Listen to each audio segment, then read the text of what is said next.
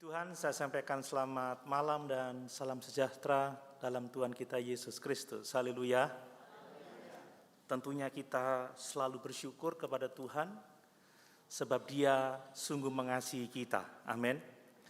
Saya mau mengingatkan bahwa kasih Tuhan yang terbesar telah dinyatakannya kepada kita ketika Dia telah menyerahkan nyawanya bagi kita untuk menyelamatkan kita dari murka hukum Allah. Itu sebabnya saudara, jangan kita keliru berpikir bahwa seringkali kita mengidentikan kasih Tuhan hanya kalau Dia memenuhi kebutuhan-kebutuhan jasmani kita, hanya saat Dia memenuhi keinginan-keinginan kita, tetapi sesungguhnya kasih terbesarnya adalah tatkala Dia membebaskan kita dari penghukuman kekal. Amin.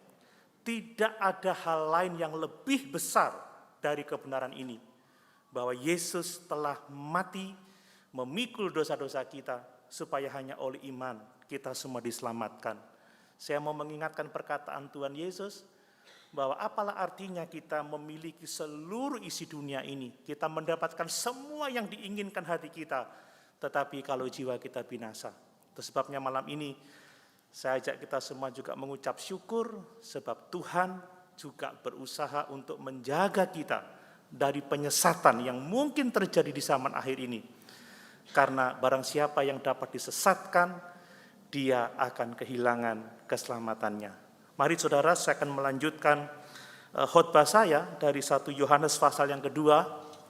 Dan ini adalah bagian yang terakhir tentang bagaimana kita dapat menghindarkan diri dari penyesatan yang begitu berbahaya, karena kalau kita tersesat, kita akan mengalami penghukuman yang kekal. 1 Yohanes pasal 2, saya akan membaca untuk kita sekalian ayat 24 sampai ayat yang ke-27. Surat 1 Yohanes pasal 2 ayat 24 sampai 27, demikian firman Tuhan. Dan kamu, apa yang telah kamu dengar dari mulanya, itu harus tetap tinggal di dalam kamu. Jika apa yang telah kamu dengar dari mulanya itu tetap tinggal di dalam kamu, maka kamu akan tetap tinggal di dalam Anak dan di dalam Bapa. Dan inilah janji yang telah dijanjikannya sendiri kepada kita, yaitu hidup yang kekal. Semua itu kutulis kepadamu, yaitu mengenai orang-orang yang berusaha menyesatkan kamu. Sebab di dalam diri kamu tetap ada pengurapan yang telah kamu terima daripadanya. Karena itu tidak perlu kamu diajar oleh orang lain, tetapi sebagaimana pengurapannya mengajar kamu tentang segala sesuatu, dan pengajarannya itu benar, tidak dusta, dan sebagaimana ia dahulu telah mengajar kamu, demikianlah hendaknya kamu tetap tinggal di dalam Dia. Haleluya, puji Tuhan. Bapak Ibu yang dikasihi oleh Tuhan, minggu lalu kita telah belajar tentang bagaimana kita dapat menghindari penipuan rohani. Kita diajar supaya kita menjadi bijaksana dalam menilai orang-orang yang ada di sekitar kita. Kita jeli terhadap orang-orang yang ada di sekitar kita. Kenapa Bapak Ibu saudara sekalian? Sebab setan itu bekerja menjatuhkan orang-orang percaya melalui orang-orang beragama, saudara. Mereka mengaku Kristen juga, mereka menggunakan istilah-istilah Kristen, mereka menggunakan istilah-istilah seperti yang ada di Alkitab, tetapi sebenarnya mereka sama sekali bukan Kristen. Itu yang harus kita waspadai, amin. Karena penyesat itu datang dari antara orang-orang percaya. Setan telah menyusupkan orang-orang yang tidak percaya ini untuk menarik hati kita kepada jalan-jalan yang salah. Saudara, kita juga diajar untuk waspada terhadap siapapun juga yang telah meninggalkan gereja yang benar, yang telah meninggalkan ajaran yang sehat, yang telah meninggalkan Yesus Kristus untuk membentuk kelompok baru, untuk membentuk pengajaran-pengajaran yang baru, bahkan pengajaran-pengajaran yang tidak pernah diajarkan oleh para rasul, ajaran-ajaran yang tidak pernah diajarkan oleh bapak-bapak gereja kita. Ajaran yang tidak pernah ditemukan, saudara. Tetapi yang dikatakan baru dan yang disebut sebagai kebenaran itu, kita harus waspada. Kita juga diajar minggu yang lalu supaya kita dapat membedakan mana ajaran yang sehat, mana ajaran yang tidak sehat, mana yang benar, mana yang salah.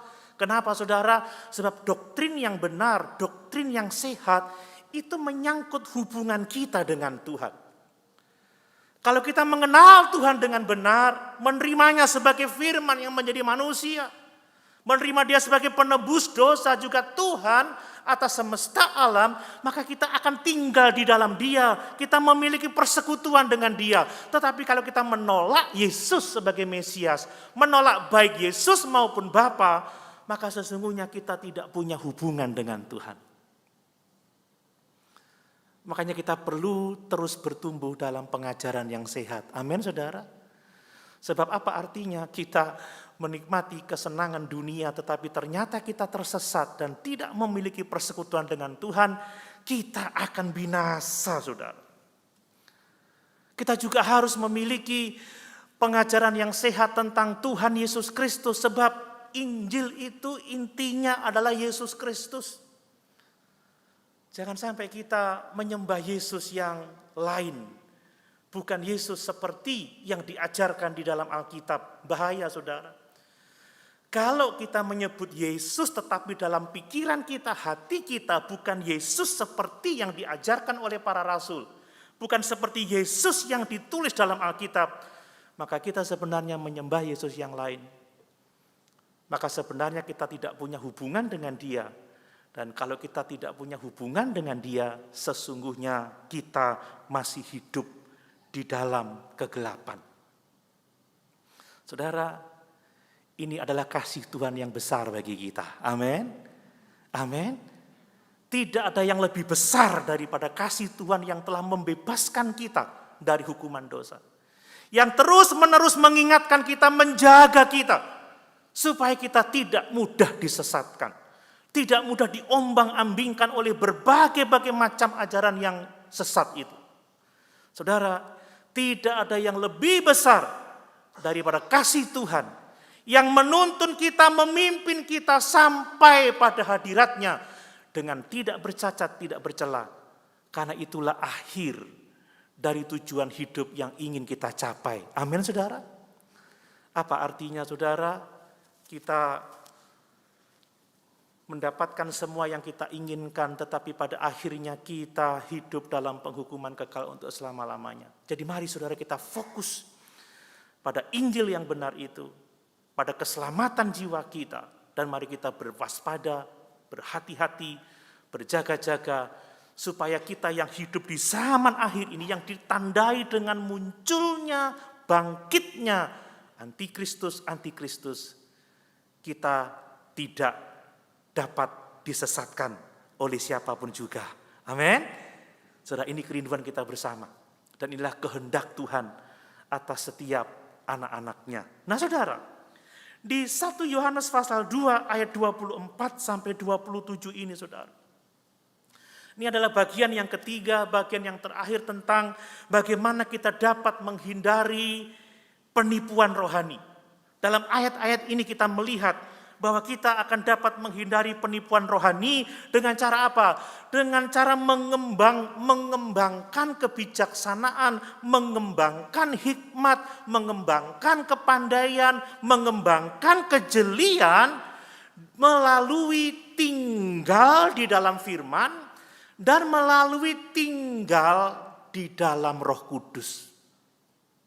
Bapak Ibu tidak akan memiliki kecerdasan rohani, tidak akan memiliki pengetahuan yang benar tentang Injil Yesus Kristus, Saudara tidak akan memiliki kebijaksanaan, saudara tidak dapat membedakan mana orang-orang yang sungguh-sungguh mengikuti Yesus, mana orang yang sesungguhnya menentang Kristus. Saudara tidak akan dapat memiliki hikmat untuk membedakan mana ajaran yang benar, mana ajaran yang palsu, mana yang sehat, mana yang sesat. Kalau kita tidak tinggal di dalam firman, dan kalau kita tidak tinggal di dalam Roh Kudus. Mari saudara, kita harus bijaksana terhadap orang-orang, bisa menilai mereka. Kita harus benar-benar dapat mengenal mana ajaran yang benar, mana ajaran yang tidak benar, terutama tentang Injil Yesus Kristus. Dan kalau kita ingin benar-benar dapat bijaksana, menilai orang-orang dengan baik, kalau kita benar-benar ingin mengetahui ajaran yang benar, ajaran yang sehat, tidak ada cara lain. Saudara dan saya harus tinggal di dalam firman Tuhan. Saudara dan saya harus tinggal di dalam persekutuan dengan Roh Kudus. Bapak Ibu cinta firman Tuhan? Tinggal di dalam firman. Amin. Saudara, ini yang harus kita lakukan. Bapak Ibu tinggal dalam persekutuan dengan Roh Kudus. Saudara, ini yang penting. Kalau Bapak Ibu menginginkan persekutuan yang benar dengan Tuhan, tinggal di dalam firman, tinggal di dalam persekutuan dengan Roh Kudus. Mari malam ini saya akan membahas dua hal ini berdasarkan ayat-ayat ini saja, saudara. Mari simak baik-baik. Yang pertama, bagaimana kita tinggal di dalam firman, terutama firman yang berkaitan dengan Injil Yesus Kristus, supaya kita dapat menghindari bahaya penyesatan. Saya baca lagi ayat 24 sampai 26. Bapak Ibu bisa menyimak bersama-sama dengan saya. Semua itu kutulis kepadamu, yaitu mengenai orang-orang yang berusaha menyesatkan kamu. Maaf, ayat 24 maksud saya. 24 sampai 26. Dan kamu, apa yang telah kamu dengar dari mulanya, itu harus tetap tinggal di dalam kamu. Jika apa yang telah kamu dengar dari mulanya itu tetap tinggal di dalam kamu, maka kamu akan tetap tinggal di dalam Anak dan di dalam Bapa. Dan inilah janji yang telah dijanjikannya sendiri kepada kita, yaitu hidup yang kekal. Sebab itu kutulis, semua itu kutulis kepadamu, yaitu mengenai orang-orang yang berusaha menyesatkan kamu. Mungkin Bapak Ibu bertanya-tanya, dari mana, terutama dari ayat-ayat ini kita menemukan kata-kata Injil. Dari mana kita menemukan kata-kata firman Tuhan? Memang tidak ada kata-kata Injil ditulis di sini. Tidak ada kata firman Tuhan ditulis di 3 ayat ini, saudara. Tetapi kita bisa melihat Injil, kita bisa melihat firman Tuhan dari apa yang Yohanes sebutkan sebagai apa yang telah kamu dengar dari mulanya. Apa yang orang-orang percaya pada waktu itu dengar dari mulanya? Itu adalah firman Allah. Amin. Apa yang telah kamu dengar dari mulanya itu adalah Injil Yesus Kristus. Tidak ada yang lain, saudara. Bahkan di awal suratnya, Bapak Ibu bisa melihat di 1 Yohanes 1. 1 Yohanes 1 ayat yang pertama, perhatikan supaya Bapak Ibu mengerti. Apa yang telah ada sejak semula, yang telah kami dengar, yang telah kami lihat dengan mata kami, yang telah kami saksikan dan yang telah kami raba dengan tangan kami tentang firman hidup, itulah yang kami tuliskan kepadamu. Jadi apa yang didengar dari sejak semula oleh orang percaya waktu itu adalah Injil Yesus Kristus. Itulah firman Allah, saudara. Dan apa yang ada sejak semula yang ditulis oleh Rasul Yohanes, apa yang dia lihat, apa yang dia raba tentang firman hidup itu mengacu kepada Tuhan Yesus Kristus. Saudara, pribadi dan pekerjaan Kristus itulah Injil. Amin. Itulah kabar baik, saudara. Tidak ada kabar baik selain Tuhan Yesus Kristus. Saudara, ada begitu banyak kabar baik, tetapi kalau tidak berkenaan dengan Yesus, itu bukan Injil. Amin. Saya cerita kabar baik, saudara, tentang apa saja, tetapi kalau tidak berbicara tentang Yesus, maka itu bukan Injil. Injil itu selalu menunjuk kepada Yesus Kristus. Kabar baik apapun juga tidak akan benar-benar baik kalau tidak di dalam Tuhan Yesus Kristus. Ingat saudara, keselamatan jiwa kita ada di dalam Yesus.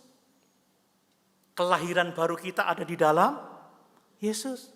Pengampunan dosa kita ada di dalam Yesus. Semuanya tentang Yesus, itu inti Injil. Kalau saudara tidak mendengar tentang Yesus dan tidak datang kepada Yesus, maka itu bukan kabar baik. Makanya kenapa Injil di Alkitab itu cuma ada 4. Matius, Markus, Lukas, Yahya. Kenapa yang lain tidak disebut Injil? Sekalipun di dalamnya ada kabar baik, sebab yang berbicara tentang Yesus adalah keempat Injil itu. Amin. Saudara, kalau mau tahu tentang Yesus, mau tahu tentang pelayanannya, mau tahu tentang pengorbanannya, kematian dan kebangkitannya, saudara baca di keempat Injil itu. Jadi Yesus Kristuslah itu kabar baik. Saudara, kalau berdoa di dalam nama siapa? Dalam nama Yesus. Saya berkhotbah di dalam nama Yesus. Saya memiliki karunia-karunia rohani di dalam nama Yesus. Saudara, diberkati, disembuhkan di dalam nama Yesus.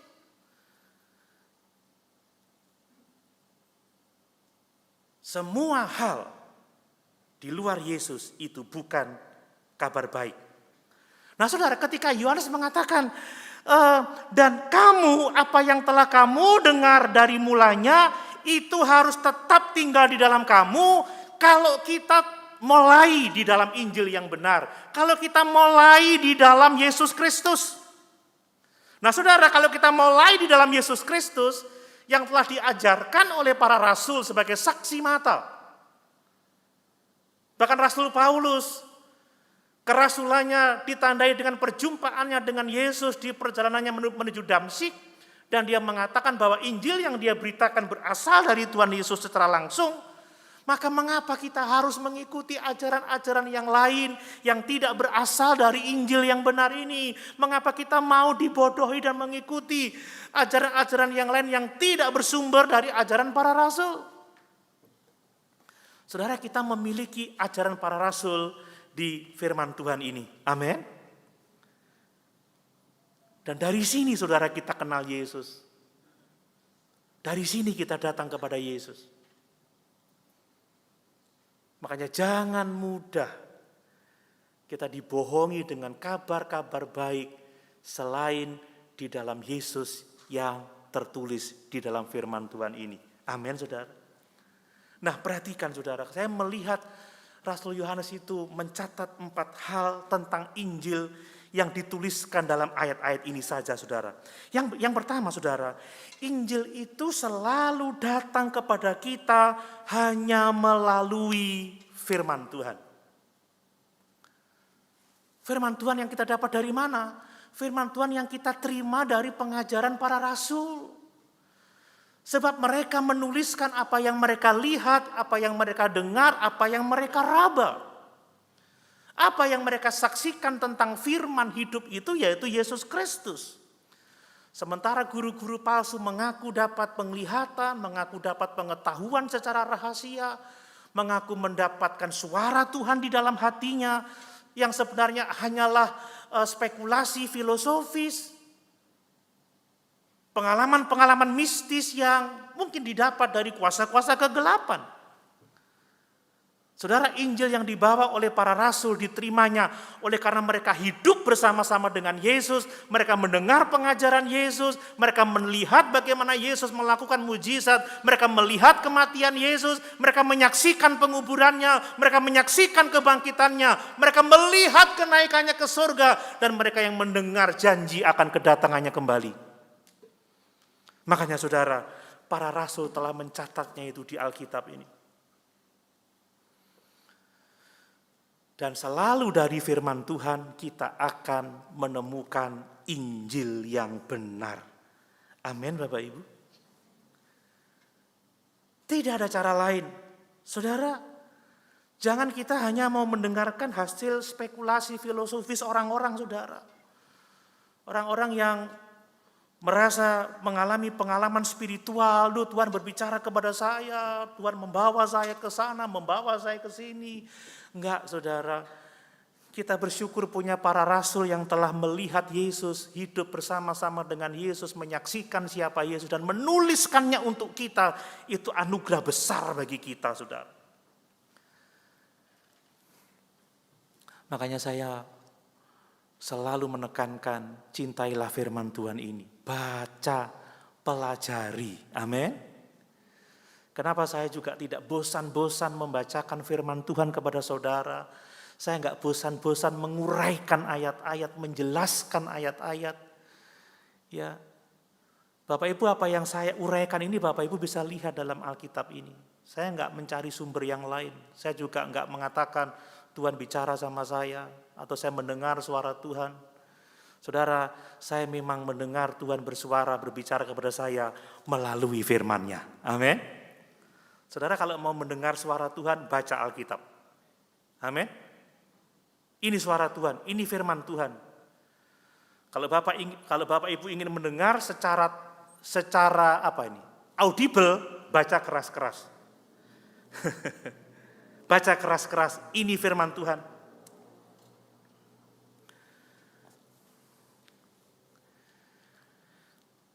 Injil selalu datang dari firman Tuhan yang disampaikan oleh para rasul dan yang sudah ditulis dalam firman Tuhan ini. Dan Injil yang paling sederhana itu di dalam Yohanes pasal 3 ayat yang ke-16 selalu menunjuk kepada Yesus. Mari yang hafal kita katakan bersama-sama Yohanes pasal 3 ayat yang ke-16. Karena begitu besar kasih Allah akan dunia ini, sehingga Ia telah mengaruniakan anaknya yang tunggal, supaya barang siapa yang percaya kepadanya tidak binasa, melainkan beroleh hidup yang kekal. Amin. Siapa anaknya yang tunggal itu? Yesus Kristus, saudara. Siapa pusat Injil? Yesus. Makanya Tuhan Yesus Kristus itulah Injil.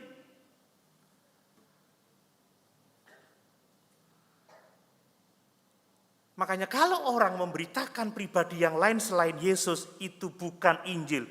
Setiap kebenaran yang tidak setuju dengan Bapa mengasihi kita dan mengaruniakan Yesus Kristus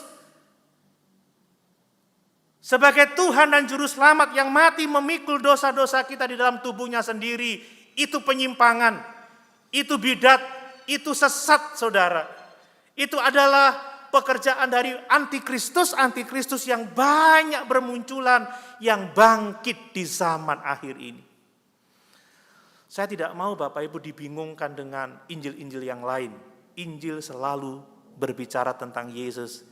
Yesus yang telah mati karena dosa-dosa kita, yang telah dikuburkan dan dibangkitkan pada hari yang ketiga sesuai dengan kitab suci, yang telah naik ke surga, mencurahkan Roh Kudus-Nya, yang memerintah di sebelah kanan tata Allah Bapa, dan yang akan datang kembali untuk menjemput umat ketebusannya dan menghakimi semua orang baik hidup maupun yang mati. Amin.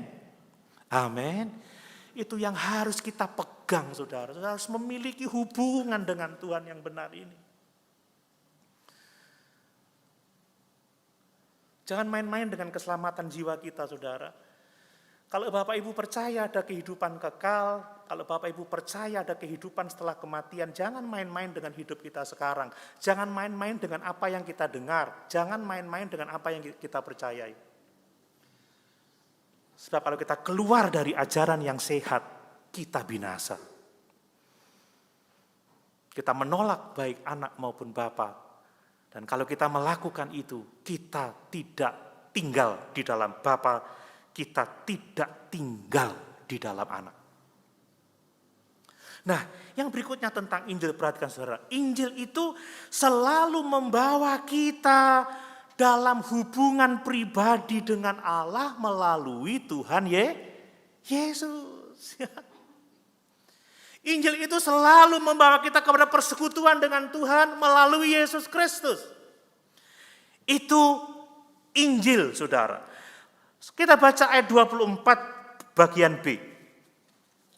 Jika apa yang telah kamu dengar dari mulanya itu, Injil saudara, Yesus Kristus, tetap tinggal di dalam kamu, maka kamu akan tetap tinggal di dalam anak dan di dalam Bapa. Jadi Injil Yesus Kristus itu selalu menuntun kita ke dalam persekutuan dengan Bapa, ke dalam persekutuan dengan Allah melalui pengorbanan Yesus di atas kayu salib. Jadi Injil itu bukan sekedar seperangkat teologi yang harus kita setujui, yang harus kita percayai, tetapi Injil harus menuntun kita dalam persekutuan dengan Tuhan. Saudara, hidup kekal itu bukan soal kita menguasai begitu banyak teologi. Tidak perlu kita menjadi sarjana teologi atau magister teologi maupun doktor teologi. Itu adalah persekutuan dengan Tuhan. Ada banyak sarjana teologi yang nggak punya persekutuan dengan Tuhan, saudara. Ada banyak magister teologi, bahkan doktor teologi yang tidak punya hubungan yang dekat dengan Tuhan. Orang-orang seperti itu akan kecewa di zaman akhir. Tuhan, aku udah belajar teologi sampai strata 3. Tuhan, aku sudah berkhotbah ribuan kali. Aku sudah melayani Engkau. Aku sudah mengalami mujizat. Tapi apa kata Tuhan? Nyala Engkau dari hadapanku. Aku tidak kenal kamu.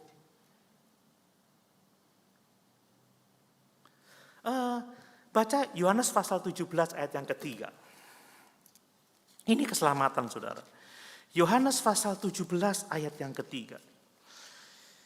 Inilah hidup yang kekal itu, yaitu bahwa mereka mengenal Engkau satu-satunya Allah yang benar dan mengenal Yesus Kristus yang telah Engkau utus. Amin. Itu keselamatan. Mengenal dalam artian memiliki hubungan dengan Dia, bukan hanya sekedar memiliki pengetahuan tentang Yesus, tetapi benar-benar memiliki hubungan dengan Yesus. Dia berkata seperti ini dalam Yohanes pasal 14 ayat yang ke-6. Mari yang hafal kita baca sama-sama. 2, 3. Akulah jalan, kebenaran, dan hidup. Tidak ada seorang pun yang sampai kepada Bapa kalau tidak melalui aku. Artinya kita butuh berjalan bersama-sama dengan Yesus. Kita butuh hidup dalam persekutuan dengan Yesus. Sebab kalau kita terpisah dari Yesus, kita nggak akan sampai kepada Bapa. Itu sebabnya kalau Bapak Ibu tidak percaya secara pribadi bahwa Tuhan menjadi juru selamat saudara, tidak menerimanya Tuhan sebagai pengampun dosa saudara, dan saudara tidak merasa aman dalam hidup ini, saudara selalu merasa ketakutan, saudara tidak punya hubungan dengan Tuhan, saudara tidak mengenal Injil yang benar. Saudara, saya punya pengalaman, anak-anak saya waktu masih kecil selalu tenang kalau dekat dengan saya. Bukan karena saya waktu itu 115 kilo dan hitam menakutkan, bukan. Tapi karena dia tahu bapaknya mengasihi dia. Aman, saudara. Kalau bapaknya tidak ada, mau tidur ditarik-tarik. Bobo, bobo. Sekarang kalau dia narik saya, jungkel saya, saudara. Lebih besar dari saya. Kalau ada bubuk sama papanya, enak, saudara. Jangankan anak saya, istri saya juga gitu. Pak, saudara kalau punya hubungan yang benar seperti itu, kalau saudara benar-benar punya hubungan dengan Yesus, selalu ada ketenangan dalam hidupmu. Saudara nggak akan khawatir tentang apapun juga. Apa yang tidak diberikan Tuhan bagi kita? Nyawanya udah dikasih, saudara. Keselamatan sudah dipastikan. Kita sedang diselamatkan, dibebaskan dari kuasa-kuasa dosa. Kita akan dimuliakan dalam kerajaan surga. Kurang apa lagi? Dia berkata, aku gembalamu, kamu tak akan kekurangan. Aku akan membawamu ke padang yang berumput hijau. Aku akan membawamu ke air yang tenang. Aku segarkan jiwamu. Kamu tidak perlu takut bahaya. Aku menyediakan hidangan di depan lawanmu. Aku bersama-sama dengan engkau.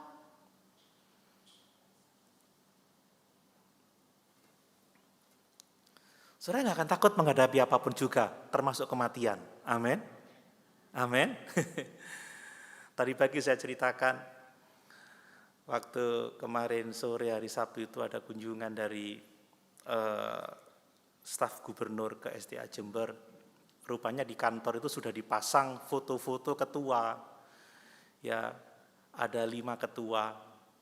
Ketua pertama kan Bapak E.N. Soriton. Kemudian ketua kedua Bapak Levran Lapian. Ketua ketiga Bapak Yan Lumempo. Ketua keempat saya, saudara. Ketua yang kelima itu Bapak Sutikto. Kemudian teman-teman bilang, ketiga ketua sudah nggak ada ya, tinggal selanjutnya yang keempat. Lalu ada yang menyadarkan, enggak maaf, tidak maksudnya begitu. Saya bilang, enggak ada yang perlu dimaafkan. Apa yang perlu kita takutkan dari kematian kalau kematian itu menghentar kita kepada kemuliaan kekal? Amin. Amin. Tapi jangan mati konyol, saudara. Orang percaya itu mencintai hidup. Karena hidup itu adalah kesempatan untuk kita melayani Tuhan. Tapi tidak berarti kita juga takut mati. Lihat kata Paulus, bagiku hidup adalah Kristus dan mati adalah keuntungan. Aku didesak dari dua pihak. Di satu sisi aku ingin meninggalkan dunia ini dan menetap pada Bapa, tapi di sisi yang lain, aku masih tetap ingin melayani Tuhan supaya ada jiwa-jiwa yang diselamatkan. Mana yang akan kupilih? Ya, dilematis. Aku ingin berjumpa dengan junjunganku, begitu ya, Tuhanku. Tapi di sisi lain jemaat-jemaat membutuhkan pelayananku. Saudara, pengikut Kristus, dia mencintai hidup. Karena baginya hidup adalah kesempatan untuk melayani Tuhan. Amin. Bukan kesempatan untuk foya-foya, hidup senang-senang, mati masuk surga, nggak ada ceritanya. Kata Alkitab, kalau kita mau masuk surga harus mau menderita. Menderita apa? Kata Tuhan Yesus, barang siapa tidak menyangkal dirinya dan memikul salib, dia tidak layak menjadi muridku. Itu penderitaan. Jadi kalau orang ngomong, kita ini harus hidup di dunia senang, foya-foya, hura-hura, mati masuk surga. Jangan berhayal, saudara. Jangan berhayal. Kita tidak bisa mengabdi kepada dua Tuhan sekaligus. Mari kita mengikuti Yesus dengan sungguh-sungguh. Amin. Amin. Saudara, Rasul Paulus aja, saudara, seorang Farisi ahli Taurat. Dia seorang yang ngerti betul hukum Taurat. Dia mentaati tradisi-tradisi Yahudi, hukum-hukum Yahudi. Dia adalah salah seorang tua-tua Yahudi. Ada 70 orang anggota Sanhedrin, dia salah satunya. Tetapi dia yang seperti itu tidak memiliki keselamatan. Dia akan mati binasa sebab dia tidak kenal Yesus, sebab dia tidak punya hubungan dengan Yesus. Baru setelah perjumpaannya dengan Yesus di jalan menuju Damsyik, saudara, dia kenal Tuhan, dia diselamatkan, dia punya hubungan dengan Tuhan, dan dia mengatakan, segala sesuatu yang aku punyai adalah sampah kerugian. Sebab pengenalanku akan Tuhan jauh lebih penting, jauh lebih mulia dari semua hal yang pernah aku dapatkan selama aku hidup. Saudara, apakah Tuhan lebih mulia dari segala sesuatu dalam dunia ini? Amin. Kata Paulus, aku seorang Farisi, aku ahli Taurat, aku pemimpin agama Yahudi, aku kokoh dalam iman. Pemimpin agama Yahudi itu orangnya pasti dihormati, saudara. Tapi setelah ketemu Yesus, semuanya itu sampah, semuanya itu rugi. Sebab hanya satu Yesus yang dapat menyelamatkan kita dari segala keberdosaan kita. Amin. Saudara, sangat disayangkan ada banyak orang mau berkat-berkatnya Tuhan, tetapi tidak mau perintah-perintah Tuhan. Tidak mau hukum-hukumnya Tuhan. Banyak orang mau ijazah tapi nggak mau belajar, nggak mau kuliah. Tapi herannya juga ada saja sekolah-sekolah palsu yang memberikan ijazah dengan harga tertentu. Tuhan tidak seperti itu, saudara. Tidak ada keselamatan tanpa iman yang hidup, tanpa iman yang menyelamatkan. Amin. Ini penting. Jangan kita ikut-ikutan dunia yang mau berkat Tuhan, mau kesenangan dari Tuhan, mau keinginan hati kita dicukupkan oleh Tuhan, tetapi kita nggak mau Tuhan, nggak mau kebenarannya, nggak mau firman-Nya. Kita mau dengar-dengar yang enak-enak, yang ingin kita dengar, tapi kita nggak mau mendengar ajarannya yang sesungguhnya. Mari saudara kita jadikan pengenalan akan Tuhan itu jauh lebih mulia dari segala apa yang mungkin bisa kita dapat dari dunia yang fana ini. Kita baca saja Filipi 3 ayat yang ke-8. Saya mau Bapak Ibu membaca sendiri. Filipi 3 ayat yang ke-8. Oke, supaya kita membaca bersama-sama, kita akan membacanya bersama-sama. Filipi 3 ayat yang ke-8. 2, 3. Malahan segala sesuatu kuanggap rugi karena pengenalan akan Kristus Yesus Tuhanku lebih mulia daripada semuanya. Oleh karena Dialah aku telah melepaskan semuanya itu dan menganggapnya sampah supaya aku memperoleh Kristus. Bapak Ibu mengikut Tuhan karena mau berkat-berkatnya atau mau Kristusnya? Halo? Mau dua-duanya ya? Mau dua-duanya. Tapi kalau saudara mau dua-duanya, saudara mau berkat Tuhan yang sungguh-sungguh, saudara harus mau pada pribadi yang satu ini. Karena satu Injil Yohanes 1 ayat 12 mengatakan, barang siapa yang menerimanya, diberi kuasa menjadi anak-anak Allah, yaitu mereka yang percaya kepada namanya. Amin. Hal yang ketiga tentang Injil, saudara. Injil itu selalu berpusat pada janji Allah tentang apa? Tentang kehidupan kekal. Ini Injil yang benar, saudara. Kabar baik dari Tuhan di dalam Yesus Kristus itu tentang hidup yang kekal. Itu yang dijanjikan Tuhan kepada kita. Bukan kemuliaan hidup di dunia ini. Tetapi kehidupan yang kekal di dalam kerajaan surga, itu inti Injil. Saudara, Tuhan tidak pernah menawarkan harta benda, tidak pernah menawarkan kesuksesan, tidak menawarkan apapun juga. Saudara baca di seluruh Alkitab, terutama kita perjanjian baru, Yesus mati itu supaya kita memiliki hidup yang kekal. Amin. Bukan supaya kita sukses di dunia ini, hidup senang, pesta pora, hura-hura.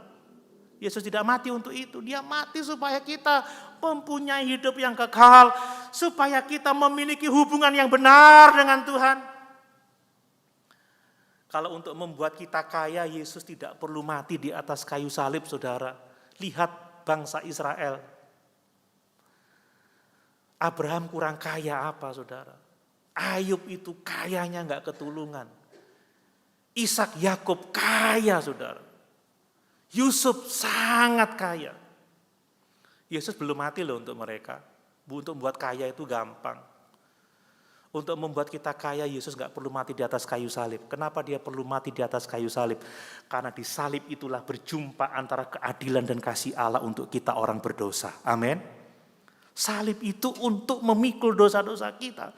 Salib itu untuk memuaskan keadilan Allah. Salib itu bukti kasih Allah kepada kita yang berdosa. Supaya melalui salib itu kita diselamatkan. Jadi jangan saudara menganggap Tuhan tidak mampu tanpa salib untuk menjadikan kita kaya. Tidak. Tetapi hanya melalui salib kita mendapat pengampunan dosa. Loh, gak ada yang amin. Amin. Makanya saudara, orang-orang kaya di dunia ini tidak harus Kristen. Ya. Tidak harus Kristen. Tapi anak-anak Tuhan semuanya adalah Kristen. Amin. Makanya jangan jadikan kaya itu menjadi tanda seseorang punya hubungan yang benar dengan Tuhan. No. Bukan saudara. Saudara lihat hidup para rasul, mereka semua menderita, matinya martir.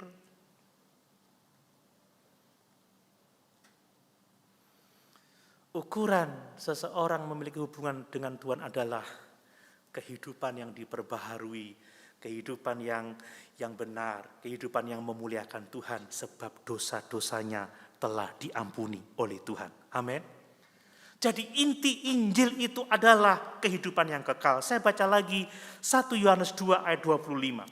Dan inilah janji yang telah dijanjikannya sendiri kepada kita, yaitu hidup yang kekal, saudara.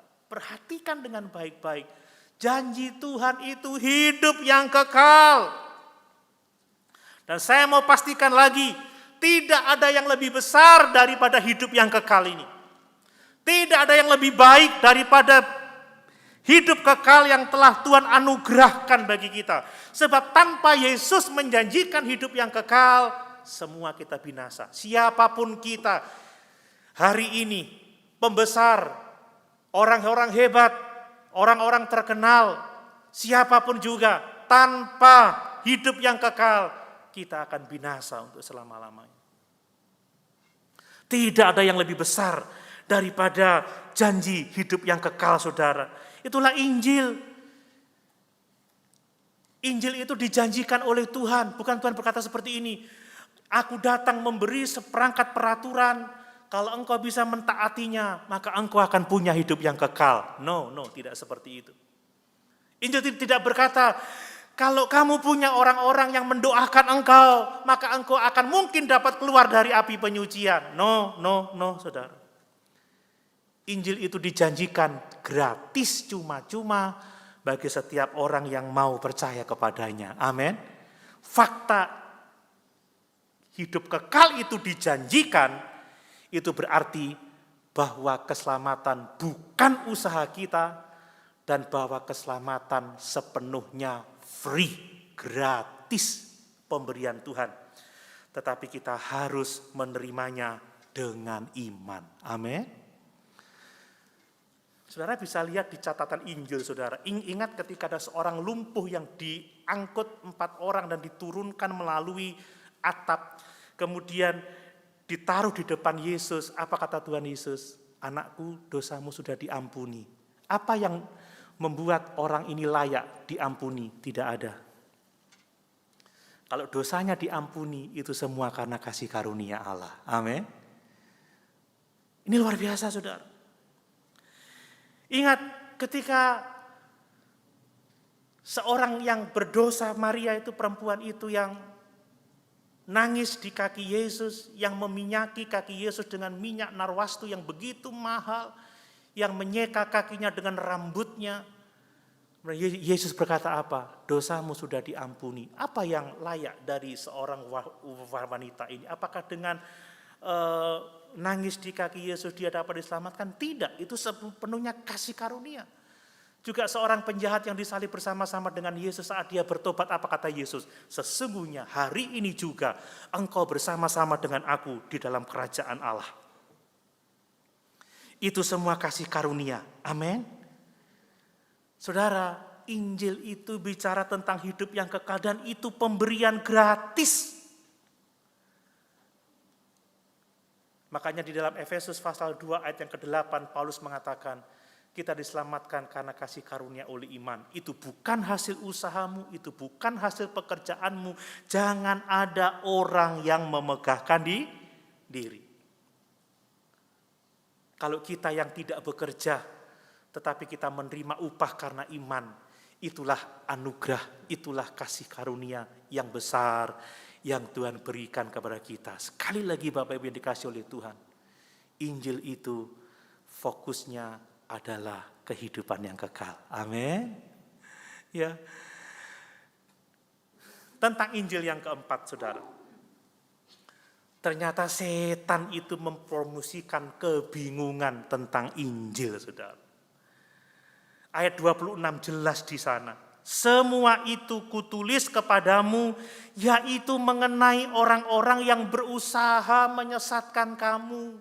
Jadi sejak gereja mula-mula, saudara, ada banyak orang-orang yang adalah alat-alat kuasa kegelapan yang menyusup di antara kita untuk menyesatkan kita, saudara.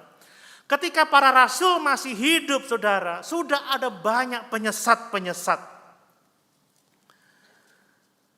Makanya kita harus berpegang kepada ajaran yang sehat, saudara. Coba lihat nasihat Paulus di dalam 2 Timotius 3 ayat 13. 2 Timotius 3 ayat 13 dan ayat yang ke-14. Ini penting untuk kita ketahui.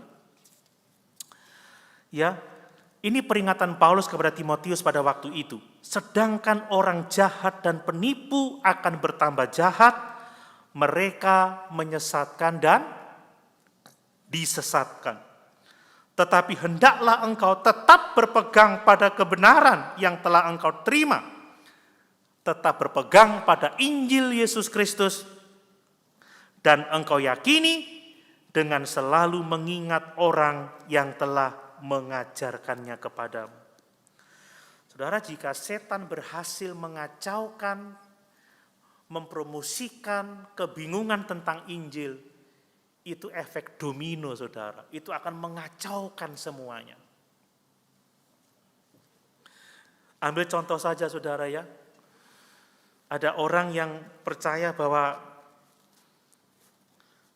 kepada Kristus untuk keselamatan jiwa kita itu tidak termasuk bertobat dari dosa dan tidak termasuk mengakui ketuhanan Yesus. Ini keliru, saudara. Banyak orang yang mengajarkan itu. Yang penting percaya kamu masuk surga. Enggak perlu bertobat, enggak perlu bertuhankan Yesus. Yang penting engkau sudah melakukan doa penerimaan Yesus, sudah selesai. Engkau masuk surga. Tanpa pertobatan, tanpa kesetiaan mengikut Yesus, tanpa bertuhankan Yesus. Ngeri, saudara. Makanya ada banyak orang Kristen yang merasa aman. Yang penting aku percaya. Aku tetap dapat hidup dalam hidupku yang lama. Aku tetap dapat berdosa. Aku tidak perlu takut sebab aku percaya Yesus. Aku tidak perlu taat pada firman Tuhan. Aku tidak perlu mentaati kehendak Tuhan. Yang penting percaya aku selamat. Hati-hati dengan doa menerima Yesus. Tetapi tanpa pertobatan, tanpa kelahiran baru, dan tanpa hidup bertuhankan Yesus, saudara akan binasa. Lihat Titus 1 ayat yang ke-16, ini penting. Titus 1 ayat yang ke-16. Ini orang-orang yang tertipu, saudara. Lihat.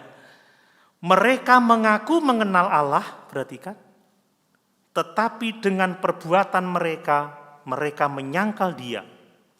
Mereka keji dan durhaka dan tidak sanggup berbuat sesuatu yang baik. Makanya Yesus mengatakan berita pertobatan harus diberitakan di mana-mana. Amin. Kalau Bapak Ibu membaca kitab Injil, Yohanes Pembaptis mengatakan bertobatlah sebab kerajaan Allah sudah dekat. Yesus juga memberitakan hal yang sama. Bertobatlah sebab kerajaan Allah sudah dekat. Paulus mengatakan berita tentang pertobatan harus diberitakan di mana-mana. Lah kok orang bilang, untuk selamat hanya perlu menerima Yesus sebagai juru selamat. Tidak perlu pertobatan, tidak perlu hidup bertuhankan Yesus. Kata orang Jerman, ada yang berpikir seperti itu? Asik menipu, masih mencuri. Tenang, aku sudah doa menerima Yesus. No, jangan sampai kita mengaku murid Yesus, tetapi dengan perbuatan kita menyangkal dia. Dan kita tidak sanggup berbuat yang baik. Saudara, ini bahaya. Jangan sampai Tuhan mengatakan, enyahlah kamu sebab aku tidak mengenal engkau. Atau ambil contoh lagi saudara, kesalahan-kesalahan yang lain. Gereja-gereja tidak lagi komitmen memberitakan firman yang benar, tetapi gereja-gereja untuk mendapatkan pelanggan, maaf dalam tanda kutip, untuk mendapatkan jemaat dia survei apa yang dituntut oleh jemaat. Oh, jemaat itu maunya khotbah-khotbah yang nyaman, hal-hal yang positif, yang mengenakkan telinga, tidak suka ditegur dosanya, tidak suka berita-berita tentang kekudusan. Oh, ibadah itu musiknya harus bagus, waktunya tidak boleh lama-lama, kalau bisa 1 jam saja. Kalau kelamaan setengah jam saja. Atau enggak usah firman Tuhan, cukup nyanyi saja. Sehingga ada kebaktian, pujian tanpa pemberitaan firman. Hati-hati saudara. Kami hanya butuh dibantu bagaimana kami meningkatkan potensi diri kami. Bagaimana kami bisa berhasil dalam rumah tangga. Bagaimana kami bisa berhasil dalam pekerjaan. Injil dikemas, kalau engkau gagal, cobalah Yesus. Maka engkau akan berhasil. Hati-hati saudara. Tidak ada berita firman tentang pertobatan, tentang dosa-dosa yang menjauhkan kita dari Allah yang kudus. Tidak ada berita tentang bagaimana kita menghindari penipuan rohani. Orang di Nina bubukkan dengan harga diri. Engkau bisa menjadi seperti yang engkau mau, engkau bisa senang, engkau bisa bahagia, engkau bisa sukses, engkau bisa berhasil. Tetapi berita tentang pertobatan, berita tentang kelahiran baru tidak didengungkan. Hati-hati Bapak Ibu.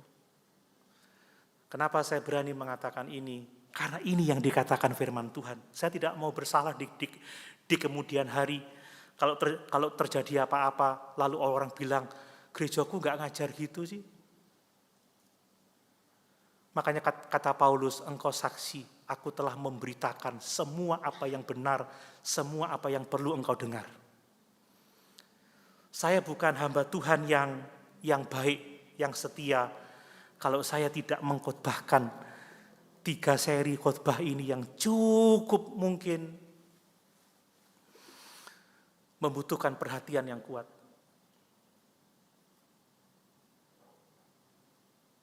Ada kalanya saya tergoda untuk mulai bergeser ke topik yang lain.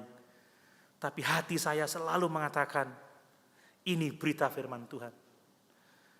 Ini yang menyenangkan Tuhan, dan ini yang memelihara jemaat dari penghukuman kekal. Itu sebabnya saudara, kita jangan pernah bosan terhadap Injil Yesus Kristus. Amin. Jangan pernah bosan dengan firman Allah. Kadang orang bilang, aku bosan dengan khotbah-khotbah di gereja. Aku bosan, aku tidak mau baca Alkitab lagi, aku bosan. Saudara, jangan pernah bosan. Jangan pernah berpikir bahwa saudara tidak perlu mendengarkan berulang-ulang firman Tuhan. Saudara, saya sebagai pembelajar Alkitab, saya selalu menemukan Injil itu selalu baru, selalu ada yang kurang. Bahkan malaikat-malaikat itu ingin mengerti kebenaran Injil. Bapak Ibu bisa baca dalam 1 Petrus 1 ayat 12. Mereka ingin tahu saudara tentang Injil itu. Biarkan apa yang telah kita dengar dari mulanya. Biarkan Injil itu terus tinggal di dalam hati kita. Amin. Terus ada di dalam hidup kita. Kita harus betah dengan firman Tuhan. Karena itulah yang kita butuhkan. Jangan pernah bosan, dan biarlah firman itu tinggal di dalam kita dan kita di dalam firman Tuhan. Karena hanya dengan itu kita akan tahu mana yang benar, mana yang salah. Mana firman Tuhan, mana firman manusia. Mana kehendak Allah, mana kehendak manusia. Itu yang perlu kita lakukan. Yang kedua, yang terakhir, poin besar saudara. Untuk menghindari penipuan rohani, kita harus tinggal di dalam roh saudara. Tinggal di dalam persekutuan dengan Roh Kudus. Saya baca lagi ayat 27. Saya akan coba kemukakan, tidak terlalu panjang. Sebab di dalam diri kamu tetap ada pengurapan yang telah kamu terima daripadanya. Karena itu tidak perlu kamu diajar oleh orang lain, tetapi sebagaimana pengurapannya mengajar kamu tentang segala sesuatu, dan pengajarannya itu benar, tidak dusta, dan sebagaimana itu dahulu telah mengajar kamu, demikianlah hendaknya kamu tetap tinggal di dalam Dia. Amin. Rasul Yohanes menjelaskan bahwa kalau orang-orang percaya pada waktu itu bisa mendapatkan iman yang benar, memiliki karunia keselamatan, itu bukan karena kecakapan mereka, bukan karena kepandaian mereka, bukan karena intelektual mereka, tetapi mereka bisa menjadi orang-orang beriman tetap setia karena pekerjaan Roh Kudus dalam hidup mereka. Amin. Karena pengurapan itu tetap ada di dalam kamu, saudara. Ini menjadi peringatan juga penghiburan. Di tengah-tengah situasi yang begitu membingungkan, di tengah-tengah bangkitnya pengajar-pengajar sesat, ada Roh Kudus bersama-sama dengan kita. Ini penghiburan, saudara. Ada pengurapan yang telah mengajar kita kebenaran. Sehingga dikatakan kita tidak perlu diajar oleh orang lain. Tetapi kita harus menafsirkan dengan cara yang tepat, saudara, tidak berarti bahwa kita tidak perlu guru. Paulus mengatakan bahwa ada kelima jawatan. Allah itu memberikan baik nabi, baik rasul, baik pemberita Injil, baik gembala, baik guru, untuk memperlengkapi kita orang-orang kudus bagi pembangunan tubuh Kristus. Efesus 4 ayat yang ke-11. Lalu apa maksudnya ayat-ayat ini? Kamu tidak perlu diajar oleh orang lain. Maksudnya saudara, kita tidak perlu mengikuti cara-cara dunia, bidat gnostik yang ada di 1 Yohanes ini. Yang mengatakan engkau perlu guru untuk memahami kebenaran. Tidak saudara. Kalau kita punya Alkitab, kita mau membacanya dengan sungguh-sungguh, kita mencintai firman Tuhan, saudara bisa mengenal kebenaran. Amin. Tetapi tidak berarti bahwa kita tidak perlu guru, tidak. Tuhan menetapkan penatua-penatua dalam jemaat untuk mengajar kita, untuk memelihara kita, untuk melindungi kita dari nabi-nabi palsu. Dan tidak juga berarti ada bagian semua ayat-ayat ini dapat dipahami dengan jelas. Saudara, selalu ada bagian-bagian sulit yang perlu dijelaskan oleh orang-orang yang dengan sungguh-sungguh belajar Alkitab. Itu perlu. Kita juga perlu membaca komentari. Saudara, kalau Bapak Ibu lihat ini ada di HP saya, di laptop saya, itu ada aplikasi, buku, saya punya banyak komentari. Ketika saya tidak bisa memahami sesuatu, saya membuka komentari orang-orang yang dipakai oleh Tuhan untuk menjelaskan Alkitab. Dan dari situ pemahaman saya bertumbuh, tetapi yang jelas, penghiburan bagi kita, tatkala orang menarik hati kita kepada hal-hal yang bukan dari firman Allah, ingatlah ada Roh Kudus yang dapat mengajar kebenaran tatkala kita datang pada firman Tuhan. Roh Kudus tidak pernah berbicara bertentangan dengan firman-Nya. Amin. Kalau saudara mengaku dipimpin Roh tetapi kebenarannya tidak sesuai dengan firman, itu bukan dari Roh Kudus. Mari, untuk menghindari penipuan rohani, supaya kita tidak mengalami kebinasaan karena tersesat, waspada. Jadilah bijaksana terhadap orang-orang. Pahamilah ajaran yang sehat, tetap tinggal di dalam firman, dan tetaplah tinggal di dalam persekutuan dengan Roh Kudus. Amin. Amin. Mari sama-sama kita berdiri.